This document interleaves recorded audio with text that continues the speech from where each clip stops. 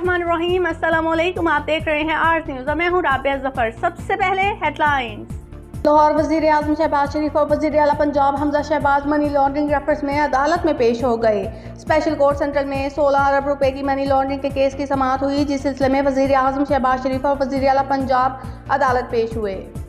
MQM के convince Khalid मकबूल सदीकी ने इमरान खान की मरियम नवाज से मुतल्लिक बयान की मजम्मत करते हुए कहा कि इमरान खान को गुफ्तगू करते हुए मशरकी रवायात को सामने रखना चाहिए। माँ बहन बेटे किसी की भी हो, लायक इज्जत और तकरीम है।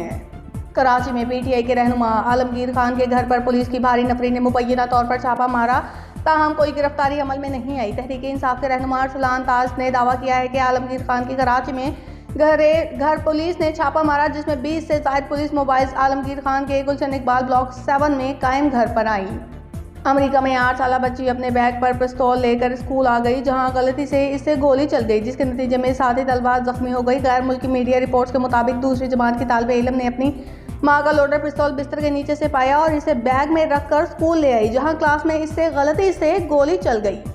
पाकिस्तान क्रिकेट टीम के दाएं हाथ के बैट्समैन अजहर अली ने इंग्लैंड में होने वाली काउंटी चैंपियनशिप में डबल सेंचुरी स्कोर कर दी। अजहर अली रवा काउंटी चैंपियनशिप में डबल सेंचुरी स्कोर करने वाले दूसरे पाकिस्तानी बन गए।